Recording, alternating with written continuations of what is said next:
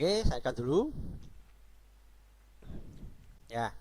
Kemudian saya tunjukkan untuk syarat-syarat algoritma. Jadi kalau tadi algoritma yang baik ada beberapa aturan. Kalau syarat algoritma ini ada 5. Ya, ada 5 menurut Donald E. Nutt. Ya, yang pertama ada istilahnya finiteness. Ya, finiteness. Jadi algoritma harus berakhir atau terminate. Nah, jadi artinya oke, untuk nanti di grup juga saya share. Ya, saya lihat dulu ya. Ya, jadi maksudnya algoritma itu harus berakhir, ber-end. Ya, jadi tidak cuma you and me and. Ya. Tapi algoritma itu juga ada tanda akhirnya. Ya, itulah kenapa di aplikasi-aplikasi yang Anda gunakan, ya apapun ya, itu pasti ada menu shutdown atau ada menu log off atau ada menu close atau ada bagian untuk keluar dari aplikasi tersebut. Misalnya kalau Windows ya ini ada menu shutdownnya ya. Kalau kita menggunakan Explorer ini misalnya atau Chrome, di pojok kanan atasnya ada tanda silang. Nah, ini salah satu kegunaan dari untuk menutup ya, close. Jadi jangan sampai bikin aplikasi atau program yang kemudian orang nanti bingung, ini metune neng di, tombol close-nya di mana ya, tidak jelas misalnya. Nah, itu tidak boleh. Ya, jadi harus finiteness. Jadi harus berakhir. Ya, harus berakhir. Ya. Kalau Anda pakai handphone kan juga ada menu shutdown-nya ya, ada shutdown-nya, ada yang restart-nya juga. Aplikasi-aplikasi apapun yang Anda gunakan juga ada tombol close-nya. Jangan bikin aplikasi terus metune ra iso. Nah, ini yang tidak boleh. Termasuk iklan ya. Kalau Anda download dari Play Store kan biasanya waktu pertama kali menjalankan ada iklannya dulu. Nah, iklannya sengaja ra kayak close dan tampil terus ya tidak boleh. Ya. Nah, jadi harus ada bagian yang berfungsi untuk mengakhiri dari aplikasi tersebut. Nanti di sini juga ada simbolnya atau ada teks yang menandakan itu berakhir. Oke, kemudian yang kedua adalah definiteness. Ya, definiteness. Jadi langkah algoritma harus didefinisikan dengan tepat dan tidak menimbulkan makna ganda atau ambigu. Ya, jadi, nah ini maka biasanya menggunakan tanda anak panah nanti ya. Jadi anak panah turun dan sebagainya biar tahu arahnya kemana. Termasuk kalau yang pilihan. Jadi dalam membuat program itu tidak hanya selalu jalan secara runut, tapi juga ada nanti pilihan jika maka begitu ya. Kayak misalnya pada waktu kita bikin aplikasi yang berkaitan dengan tiket misalnya, Anda mau yang tiketnya bisnis, ekonomi atau eksekutif. Kalau eksekutif harganya sekian ya. Kalau bisnis harganya sekian, kalau ekonomi harganya sekian. Beda-beda. Dalam satu aplikasi yang sama tapi bisa menimbulkan tampilan harga yang berbeda. Nah, ini bukan ambigu, tetapi pilihan namanya. Ya. Yang nggak boleh itu sama-sama ekonomi tapi punya harga ganda. Nah, itu yang nggak boleh. Sama-sama bisnis harganya pilihannya 3 misalnya. Nah, itu orang akan pilih yang paling murah dong. Ya. Jadi yang nomor 2 itu. Kemudian yang ketiga ada input. Jadi memerlukan inputan atau masukan. Ya, entah itu berupa penekanan tombol, entah itu berupa penulisan nama ya dan sebagainya. Masih ingat tentunya pada waktu Anda pertama kali menjalankan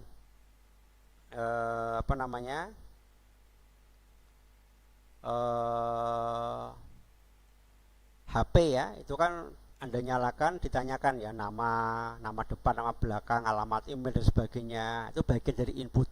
Atau misalnya Anda mau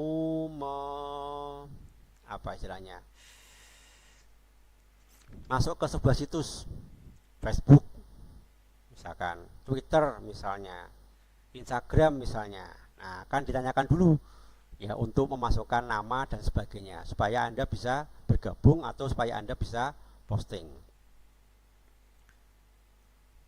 Ya, kemudian yang keempat ada output, yang memberikan satu atau beberapa hasil keluaran.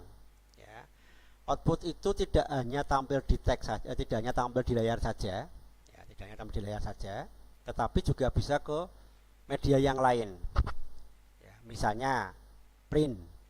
Ya, jadi hasilnya outputnya adalah ke printer, atau mungkin outputnya berupa suara, speaker misalnya. Ya, atau outputnya bisa berupa menjalankan mesin misalnya. Atau outputnya misalnya menyalakan suatu media, ya. Nah, ini juga bagian dari output. Nah, yang terakhir efektif, algoritma dikerjakan dalam waktu yang wajar. Nah, ini apa namanya, waktu itu menentukan nanti sebuah aplikasi itu mau dipakai apa tidak. Jadi kalau misalnya ada orang yang menggunakan suatu aplikasi kok prosesnya lama, loadingnya lama, ya bufferingnya lama misalnya, ya dia lama-lama akan meninggalkan aplikasi tersebut. Ya pengennya kan cepat, walaupun mungkin komputernya atau handphonenya jadul, sebisa mungkin prosesnya itu bisa berjalan cepat. Ya, maka setidaknya ini harus dikerjakan dalam waktu yang wajar. Nah, cuma biasanya kalau kita berkaitan dengan komputer, waktu ini berkaitan juga dengan yang namanya spesifikasi dari komputer yang digunakan. Kalau komputer yang dipakai misalnya kelasnya yang sudah lama, kemudian menjalankan aplikasi-aplikasi yang terbaru, ya barangkali akan terpengaruh. Ya. Jadi menyesuaikan dengan kondisi yang terkini tentunya, ya. Itulah kenapa makanya memori dari komputer itu setiap waktu semakin terus diperbesar, dikembangkan. Ya, kalau dulu HP itu memorinya hanya kilobyte, nah sekarang sudah sampai giga. Ya, giga. Rasanya tidak puas kalau kita HP-nya hanya memorinya, RAM-nya cuma 1. Ya, beli yang 2, 3, bahkan sekarang ada yang sampai 8 giga, ya. 8 giga memorinya. Ini supaya apa? Supaya pada waktu menjalankan aplikasi tadi bisa berjalan lebih efektif, lebih cepat. Nah, tapi tentunya juga dibayarkan dengan harga yang lebih tinggi. Ya, oke. Ada pertanyaan sampai sini? Mohon link grupnya, Pak. Saya belum masuk grup. Coba ditanyakan temannya, ya. Grupnya udah masuk, udah pertemuan keempat belum masuk grupnya juga. Ya, nanti di share lagi. Atau WA ke nomor saya, nanti saya masukkan. Ya, yang belum masuk grup logika algoritma yang kelas pagi, silakan WA ke nomor pribadi saya, nanti saya invite ke sana, atau coba ditanyakan ke teman yang Anda kenal untuk bisa joinkan ke grup yang dimaksud. Ya, oke, lanjut. Yang berikutnya adalah jenis algoritma, proses maksud saya, ya, jenis proses algoritma. Ya, proses dalam algoritma ini ada 3. Anda menggunakan algoritma apapun, program apapun, bahasa pemrograman apapun, nanti yang dipelajari waktu mau bahas tentang programnya tersebut maupun algoritmanya, maka 3 ini yang dibahas. Yang pertama adalah sequence proses, atau bahasa Indonesianya runtunan. Ya, runtunan.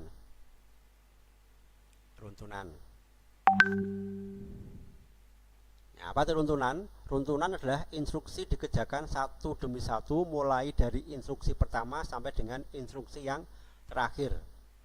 Jadi semuanya step by step, satu kali dikerjakan, kemudian bawahnya terus sampai instruksi yang paling bawah. Jadi semuanya dikerjakan hanya satu kali, dari yang paling atas menuju ke yang paling bawah.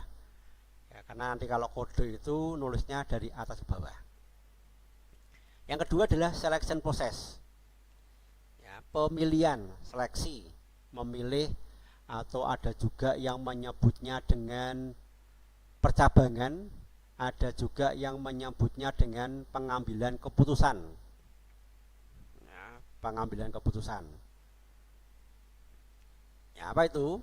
Yaitu suatu instruksi yang baru boleh dikerjakan apabila memenuhi syarat tertentu. Jadi kalau syaratnya terpenuhi, maka baru proses itu dikerjakan. Kalau tidak memenuhi, maka akan dilewati.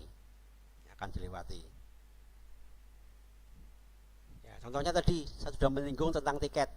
Ya, tiket. Jadi kalau bisnis, maka nanti yang dijalankan dan dia membayar bisnis ya, maka yang dijalankan adalah tiket yang bisnis. Kalau dia menggunakan kelas ekonomi, ya tentunya harganya yang sesuai dengan kelas ekonomi dan sebagainya. Nah, itu contoh sebuah seleksi. Semua Anda sediakan algoritmanya, algoritma untuk yang tiketnya ekonomi, algoritma untuk yang bisnis, algoritma untuk yang eksekutif, semuanya ditulis, tetapi pada waktu dijalankan nanti hanya yang sesuai dengan syarat. Syaratnya apa? Ya tiket yang dipilih. Nah, itu yang kedua. Contoh lagi apa? Golongan. Nah, jadi gaji. Gaji biasanya kan berdasar golongan ya. Jadi kalau golongannya A berapa, B berapa, C berapa. Nah, semua golongan yang ada di perusahaan tadi itu dibuat programnya, dibikin codingnya. Yang golongannya A berapa, yang golongannya B berapa, golongannya C berapa, D berapa, ya dan seterusnya. Tetapi pada waktu nanti dijalankan hanya yang golongan tertentu saja yang tampil. Nah, ini berarti selection process. Walaupun golongan yang tidak tampil juga ada di kode tadi. Kalau runtunan beda ya, runtunan semuanya dikerjakan satu demi satu. Tapi kalau selection hanya yang sesuai syarat saja yang nanti dijalankan atau ditampilkan. Nah, yang terakhir adalah iterasi. Iterasi atau iteration proses, atau ada juga yang menyebutnya dengan looping, ada juga yang menyebutnya dengan perulangan. Nah, jadi perulangan. Suatu instruksi ada kalanya dikerjakan berulang-ulang selama periode tertentu atau selama kondisi masih memenuhi. Contohnya apa ini? Contoh sebuah proses yang diulang-ulang. Ada yang tahu barangkali? Sebuah proses yang diulang-ulang pada sebuah algoritma, ada yang bisa memberikan contoh?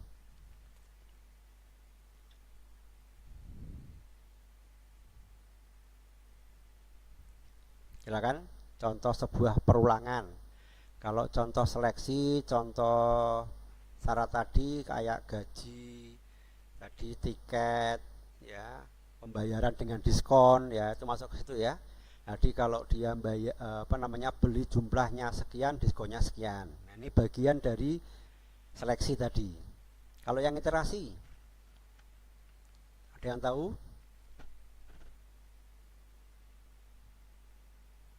Bagian dari iterasi.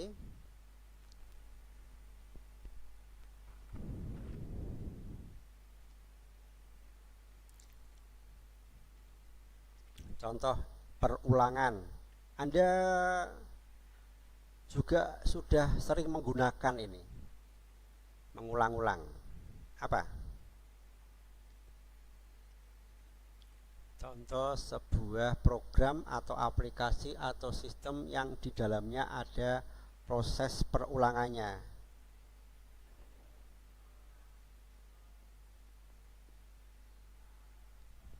Ada yang tahu?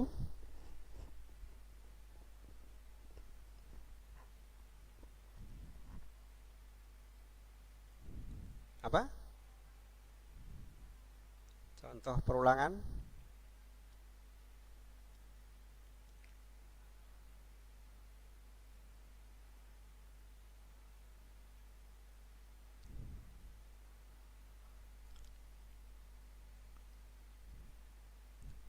Gimana?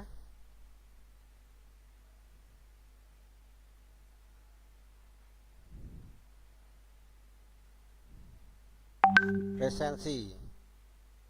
Belum tepat. Mbak Rina Prasetyani menjawab presensi, belum tepat. Mas Satrio Kuncoro, contoh kerja pagi berangkat dan sore pulang, dilakukan berulang kali tiap hari. Belum tepat juga.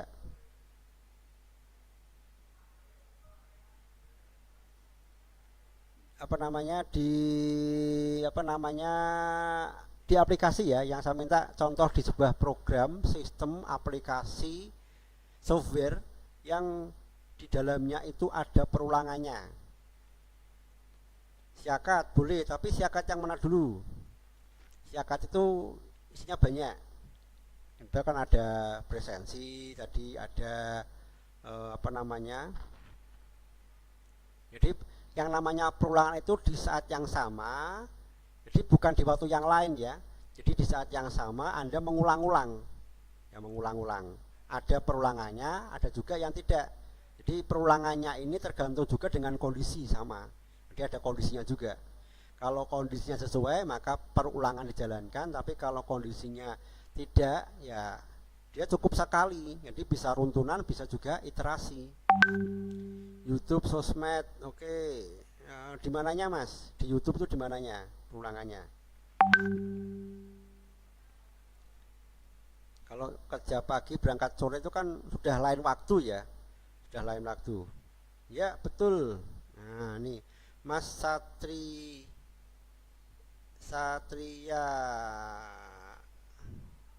Irwanto ya, Satria Irwanto, proses login ya betul. Di mananya? Ya itu. Jadi kalau Anda login itu kan ditanyakan username dan password ya. Username, password. Kalau Anda benar, maka Anda tidak mengalami perulangan, langsung masuk ke halaman atau tampilan berikutnya. Misalkan kata dia ada masuk siakat, masukkan username, login, selesai. Kalau benar, langsung masuk ke menu apa, misalnya menu jadwal perkuliahan atau jadwal mata kuliah atau mungkin yang lainnya. Tapi kalau salah, ya apa terjadi? Anda ngisinya salah, username sama passwordnya salah. Gimana? Diminta ulangi lagi tuh, ngisi username lagi kan, passwordnya lagi ya, masih salah lagi, ulangi lagi. Nah ini namanya proses iterasi, perulangan. Jadi di saat yang sama Anda mengulang-ulang beberapa kali. Ya di saat yang sama. Ya kayak waktu Anda di ATM itu, kalau Anda masukkan ATM kemudian masukkan PIN-nya benar ya udah lancar, tidak ada perulangan. Tapi kalau Anda salah, maaf, PIN salah, ulangi lagi. Ya. Nah. Ulangi lagi. Sampai 3 kali salah, blokir. Nah, jadi ada perulangan yang nanti dibatasi berapa kali, ada perulangan yang bisa lama terus menerus. Nah, ini contoh sebuah perulangan. Ya, begitu. Bisa dipahami? Perulangan. Ya, kemudian contoh-contoh yang lainnya ya, ini kalau Anda kemarin melihat daftar presensi itu ya. Jadi ada yang nama satu kelas ya. Daftar presensi satu kelas itu ada nama, ada NPM, ada sakit, izin dan sebagainya, itu centang. Nah itu sebenarnya tampilan daftar namanya juga dilakukan dengan menggunakan iterasi proses, karena mengambil data di tempat lain untuk ditampilkan dengan format yang sama. Ya oke, begitu. Oke, terima kasih Mas Satria Irwanto yang sudah memberikan contoh proses di iterasi proses. Nanti kita bahas juga. Oke, lanjut. Nah, sekarang kita masuk ke penulisan algoritma ini. Tahapan algoritma dan penulisan program. Jadi kalau kita membuat program, langkah-langkahnya kalau tadi di depan mungkin secara sederhananya 3 ya. Jadi membuat dalam bahasa tingkat tinggi, algoritma dulu, kemudian diwujudkan dalam bahasa tingkat tinggi, terus dirubah menjadi bahasa tingkat rendah atau dikompilasi, kemudian baru dijalankan. Nah, tapi secara detailnya ini, ya ada sekitar 9 langkah yang nanti Anda lakukan kalau misalnya menggunakan algoritma. Yang pertama tentu saja adalah mendefinisikan masalah. Jadi apa yang sedang Anda hadapi, ini masalah apa? Penggajian. Nah, Anda analisa dulu seperti apa proses yang ada di penggajian. Jadi mendefinisikan masalah itu tidak harus mencari masalah tadi, bukan ya, tapi paling tidak tahu proses yang terjadi di program atau aplikasi yang akan kita kembangkan. Pembayaran misalnya. Nah, jadi kira-kira proses pembayarannya itu bagaimana? Dari mulai orang memberikan uang sampai nanti mendapatkan jasa yang diinginkan dan sebagainya seperti apa. Ini juga macam-macam ya, pembayaran yang sifatnya itu offline, ketemu langsung seperti di kasir swalayan, ataukah yang menggunakan model online juga berbeda. Ya. Kemudian kalau yang menggunakan model COD dengan yang menggunakan model pembayaran pakai aplikasi juga beda lagi. Ya. Pakai transfer bank juga lain lagi. Nah, ini Anda harus mendefinisikan masalah yang sesuai tadi. Yang kedua membuat model, membuat rancangannya. Ya, rancangannya. Membuat rancangannya, setelah rancangannya jadi, langkah ketiga adalah merancang algoritmanya. Ya, di algoritmanya ditulis. Nah, algoritma ini kalau model itu sifatnya masih kayak skema ore-orean gitu ya, ore-orean, langkah 1 apa, langkah 2 apa, langkah ketiga apa, langkah keempat apa dan sebagainya. Perlu balik lagi tidak ke langkah yang sebelumnya misalnya. Nah, kemudian kalau sudah nih merancang algoritmanya tadi. Nah, kalau algoritmanya sudah menggunakan standar penulisan algoritma yang ada. Apakah nanti menggunakan pola yang menggunakan teks seperti yang pernah Anda buat waktu cerita tentang membuat kopi, cerita tentang kegiatan sehari-hari. Ya, kalau komen bebas kalimatnya ya. Tapi kalau nanti sudah masuk ke algoritma, ada tata bahasa khusus yang dipakai untuk mengetahui ya, ini input, ini output, apakah ini proses, ya, tergantung dari kalimat yang Anda susun atau gambar yang Anda tampilkan. Nah, ini ada dua, ada menggunakan pola tulisan, ada yang menggunakan pola gambar. Nah, kemudian yang keempat baru menulis program. Nah, artinya apa? Program itu baru bisa ditulis kalau sudah tahu algoritmanya. Jadi algoritma dulu baru bikin program. Nah, kalau program sudah selesai, langkah berikutnya yang kelima adalah mengubah program tadi, source code-nya, sumber kodenya tadi menjadi executable code. Jadi kode yang bisa dieksekusi, kode yang bisa dijalankan langsung di komputer.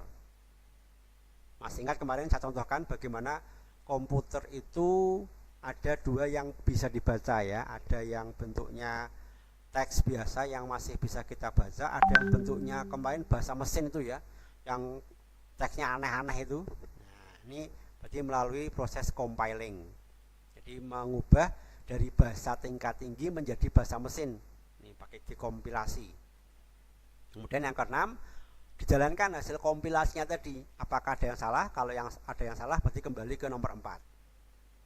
Nah, nomor 4. Jadi mungkin kodenya ada yang keliru. Kodenya ada yang bug, error ya, error. Kemudian kalau udah langkah ke-7, dijalankan programnya dengan berbagai kemungkinan. Di input biasanya pertanyaannya nama atau pertanyaannya umur. Nah, coba diisi dengan menuliskan huruf, atau coba diisi pakai format tanggal, atau coba diisi dengan menggunakan teks yang panjang sekali misalnya. Nah, kira-kira bisa enggak program itu menerima atau memberikan pesan kesalahan ya. Nah, yang ke-8 memperbaiki kesalahan.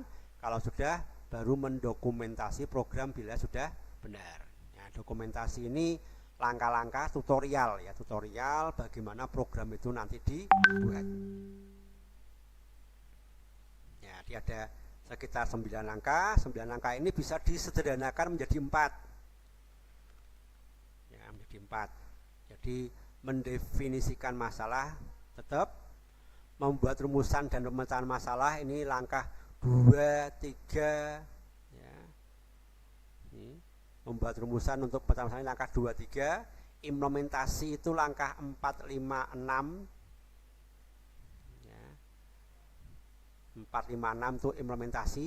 Kemudian langkah 7, 8, 9 itu menguji coba dan membuat dokumentasi. Ini 7, 8, 9. Jadi mau lengkap 1 sampai dengan 9, ataukah pengen disederhanakan bisa hanya sampai 4 langkah.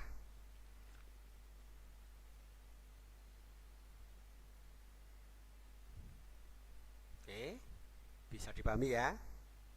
Ada lanjut. Nah, ini contoh algoritma yang mirip dengan yang Anda buat sebelumnya. Jadi pada waktu membuat kopi kemarin, ini tentang membuat surat ya. Nah, cuma saya tidak tahu, pernahkah Anda bikin surat yang dikirimkan lewat pos? Kalau tidak pernah ya mungkin agak susah mendefinisikan ini ya. Ada yang pernah punya pengalaman menuliskan surat kemudian dikirimkan lewat kantor pos pakai nempelin perangko? Sepertinya generasi tahun 90-an nggak pernah ya. Ya, kalau saya dulu zaman SD ada tugas ini malahan ya. Zaman SD itu ada tugas untuk mengirimkan surat ke wali kelas, ke guru wali ya. Guru wali kelas yang kita ya SD ya ke kantor pos, beli perangko, nempelin perangkonya, alamatnya diarahkan ke guru dan seterusnya. Nah, sekarang ini eranya sepertinya sudah bukan zamannya lagi mengirim berita pakai surat ya, cukup pakai WA ya. Yang ini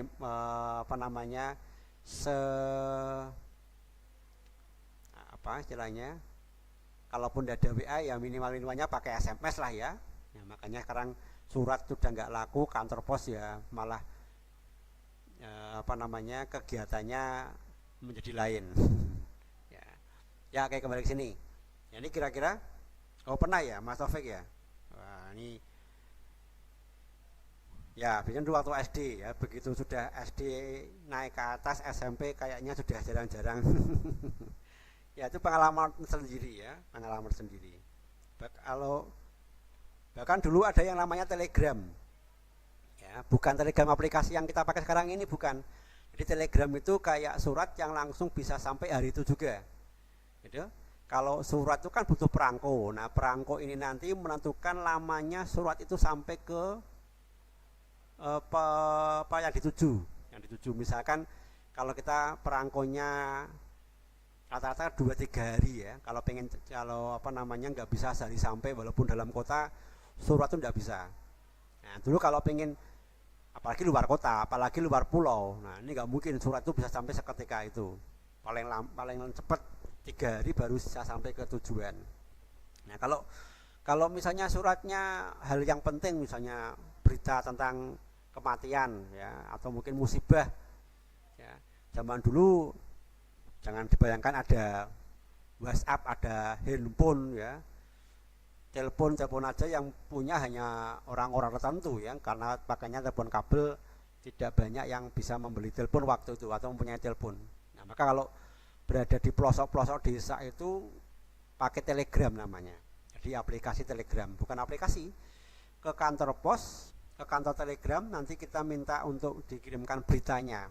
Jadi pakai Morse. Dan hitungannya per huruf.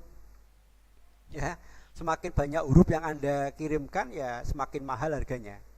Ya kalau surat kan cukup perangkonya ya, perangkonya 500 zaman dulu atau 1000 barangkali ya, sekarang 3000 5000 lah untuk ngirim suratnya ya. Kalau dulu ada Telegram itu hitungannya per huruf, semakin banyak hurufnya semakin mahal, dan itu dikonversi hurufnya nanti menjadi Morse, titik, main titik. Jadi kantor Telegram mengirimkan ke kantor Telegram yang kita tuju, mana misalkan Surabaya, nanti Surabaya menerima, diterjemahkan lagi menjadi surat teks lagi, baru dikirimkan ke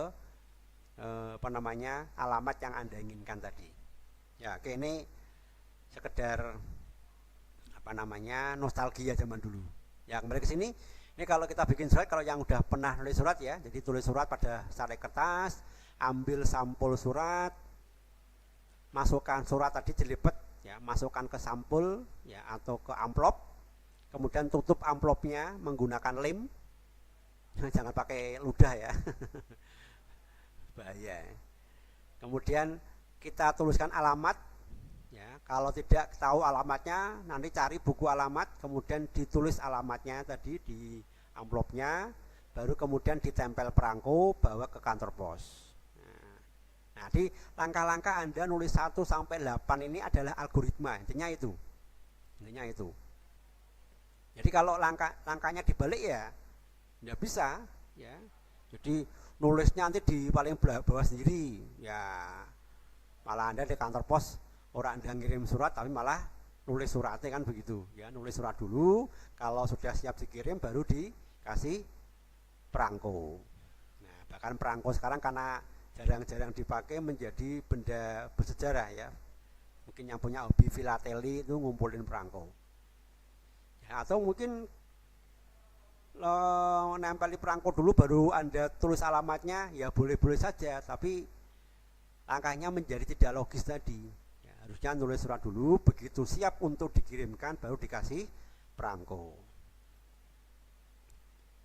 ya. Contoh yang lain, nah ini untuk menentukan bilangan ganjil atau bilangan genap. Jadi ada bilangan, kemudian diminta untuk menentukan bilangan itu termasuk ganjil apa genap.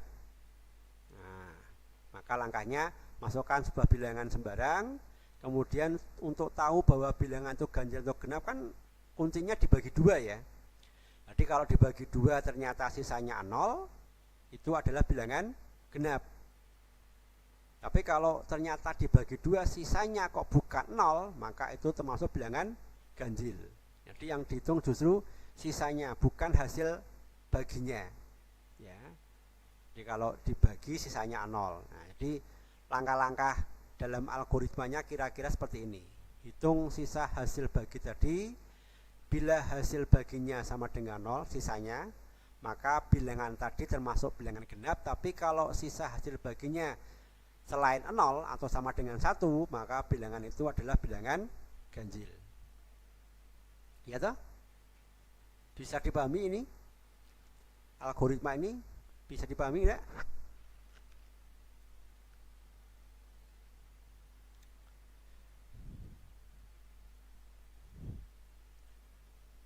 Bisa ya? Ya, oke. Kalau bisa kita lanjut lagi. Atau ada pertanyaan dulu, silakan.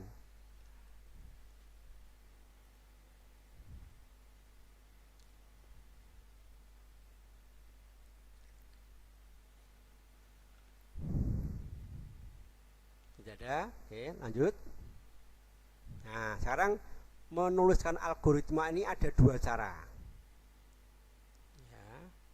Ada yang menggunakan model pakai tulisan tekniknya, ada yang juga pakai gambar, ya.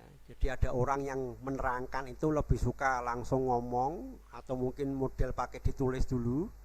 Ada juga yang menggunakan pola pakai gambar dulu supaya mudah dipahami oleh lawan bicara. Digambar ke langkah 1, langkah 2, atau gambarnya apa, ya. Nah, demikian juga dengan di pemrograman nanti. Cuma perlu diketahui algoritma ini bersifat programming language independent, ya, programming language independent. Jadi algoritma itu sifatnya independen, bebas, merdeka, tidak tergantung pada bahasa pemrograman tertentu, ya, tidak bergantung pada bahasa pemrograman tertentu. Jadi algoritma yang Anda tulis sudah jadi, itu bisa diimplementasikan dengan berbagai macam bahasa pemrograman. Jadi bisa pakai Pascal, bisa pakai COBOL, bisa pakai Fortran, bisa pakai Visual Basic, bisa pakai PHP, Java dan sebagainya, tanpa mengubah tulisan algoritma atau tanpa mengubah skema gambar yang ada di algoritma tadi. Nah, ini yang dimaksud programming language independent. Jadi tidak tergantung pada bahasa pemrograman tertentu. Bisa bahasa pemrogramannya beda-beda, lain-lain, tetapi algoritmanya sama. Nah, jadi seorang yang bikin algoritma itu enaknya situ. Nanti terserah programmernya mau ngapain, mau pakai bahasa apa. Yang penting sudah Anda siapkan rancangannya, desainnya, ya, desainnya. Ya, kira-kira begitu. Nah, sekarang kita masuk ke penulisan. Ya, algoritma berbentuk tulisan ini menggunakan salah satu metode ini. Ada metode BIT, bahasa Indonesia terstruktur. ada istilahnya structure English, ada yang menggunakan pseudo code. Nah, ini macam-macam algoritma yang namanya atau penjelasannya menggunakan teknik pakai tulisan. Nah, dari sekian ini mana dipakai? Yang lazim dipakai yang pseudo code. Tapi Anda boleh nanti pakai bit karena kita di Indonesia ya, pakai bahasa Indonesia terstruktur boleh. Atau mungkin mau pakai yang bahasa Inggris ben mau begitu, boleh-boleh aja. Atau ini pakai pseudo code yang paling lazim, paling umum. Ya. Nah, kalau yang menggunakan teknik gambar, ini macam-macam juga. Ada pakai flowchart, ada yang menggunakan namanya hierarki plus input proses output, ada yang menggunakan structure chart, ada yang menggunakan Nash-Schneiderman chart. Nah, macam-macam ya. Ini bukan temennya Spiderman ya, bukan ya. Ya, ada flowchart, ada hypo, ada structure chart, ada Nash-Schneiderman chart. Nah, yang paling umum digunakan yang mana? Ya, yang flowchart ini, yang paling umum dipakai ini flowchart. Nah, ini kita pelajari yang pseudo code dan yang flowchart.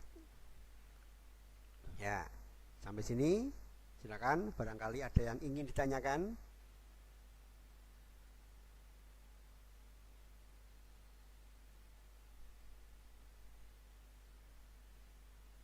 Tidak ada? Ya, oke, kalau tidak ada, sementara ini dulu untuk pertemuan hari ini. Ya, jadi kita bahas teknik penulisan algoritma. Ya, tadi ada dua, ada menggunakan teks, ada yang menggunakan metode pakai gambar. Ya, pakai teks, ada bit, ada structure English, ada pseudo code. Sedangkan yang menggunakan gambar ada istilahnya pakai flowchart, ada hypo, ada structure chart, dan ada Nash-Schneiderman chart. Ya, oke, sebelum saya tutup, ini ada structure chart. Jadi structure chart itu seperti gambar struktur organisasi. Ya, mungkin pernah melihat struktur organisasi ya, ada garis komando, ada garis wewenang. Nah, itu masuk pada bagian structure chart.